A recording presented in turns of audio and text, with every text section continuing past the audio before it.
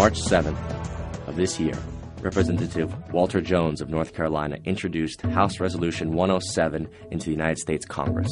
The resolution states, whereas the cornerstone of the Republic is honoring Congress's exclusive power to declare war under Article 1, Section 8, Clause 11 of the Constitution, now therefore be it resolved by the House of Representatives, the Senate concurring, that it is the sense of Congress that, except in response to an actual or imminent attack against the territory of the United States, the use of offensive military force by a president without prior and clear authorization of an act of Congress violates Congress's exclusive power to declare war under Article 1, Section 8, Clause 11 of the Constitution.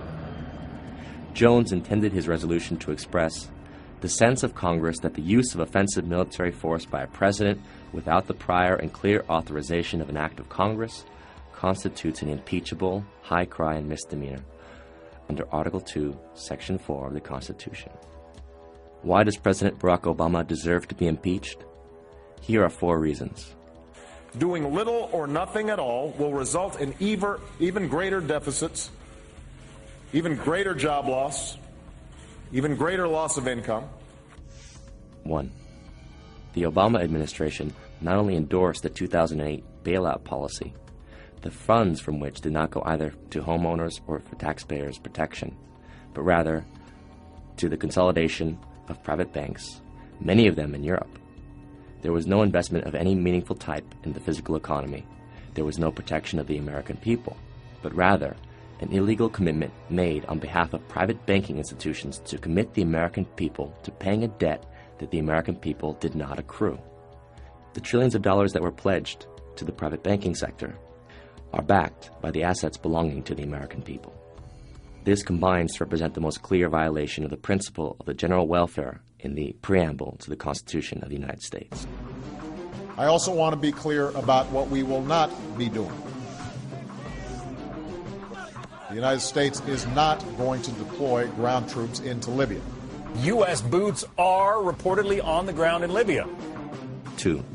The Obama administration conducted a war in Libya which it claimed it did not conduct, with American forces that it claimed were not involved, to the purpose of overthrowing and then executing a head of a sovereign state, who was held in the custody of insurgent forces financed and militarily supported by the United States, France, Britain, and other NATO countries.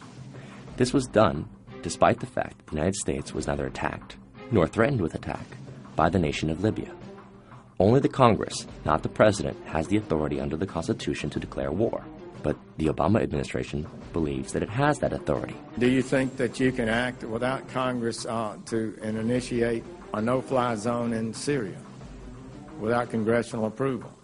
The administration recently asserted that its actions are above the laws of the United States in an exchange between Obama Secretary of Defense Leon Panetta and Senator Jeff Sessions of Alabama.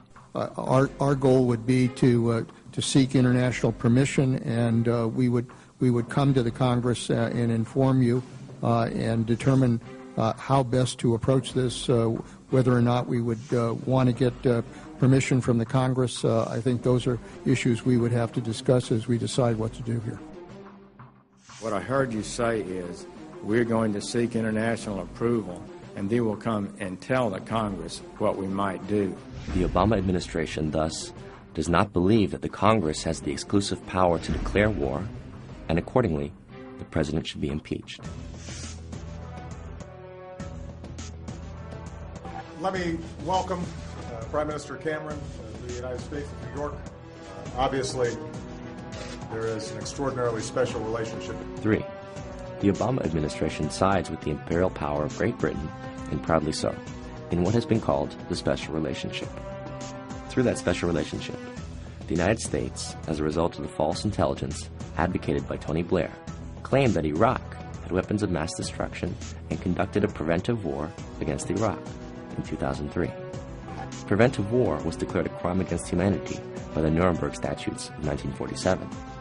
But now, on March 13th of this year, Barack Obama and David Cameron declared their intention to seek the removal of the Syrian regime of President Bashar al-Assad, a regime that has shown no intent of threatening or attacking the United States Republic. This shows Obama's intent to continue a policy of war, for the commission of which the Nazis were sentenced to death at Nuremberg. If President Obama intends to finance, arm, or in any way militarily support the rebel factions against the president of Syria, he has a constitutional requirement to approach the Congress for a declaration of war. 4.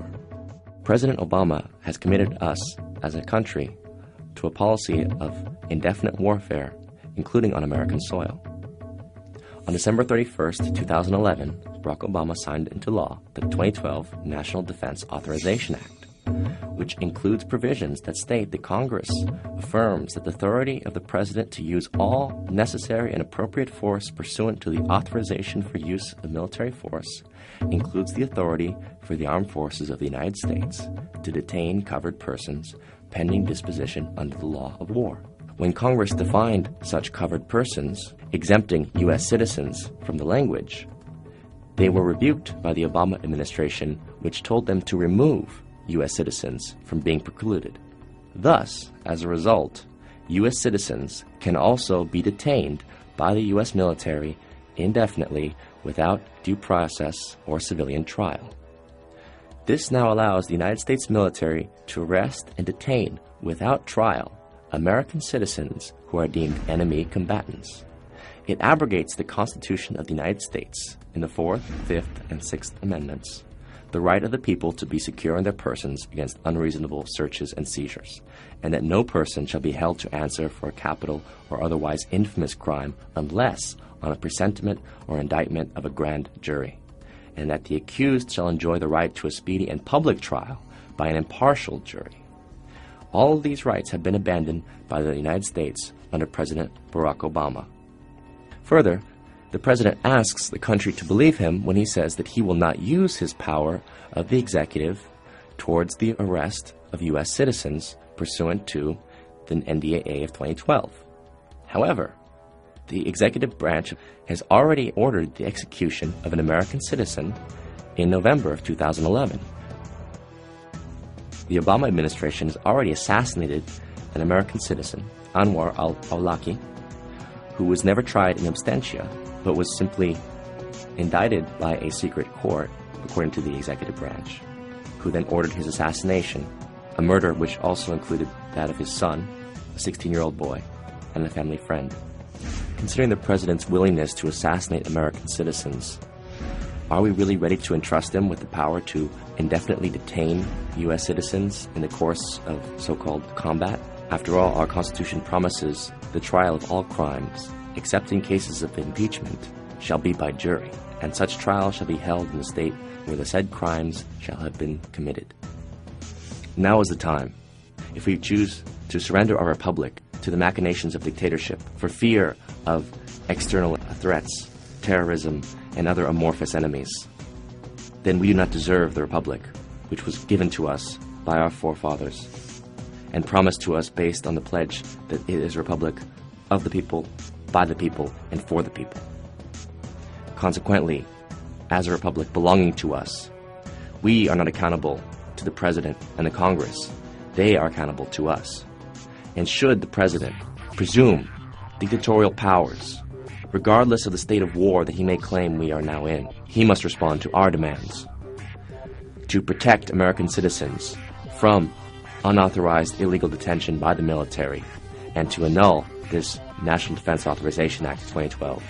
And if he does not do so, then he deserves to be impeached immediately.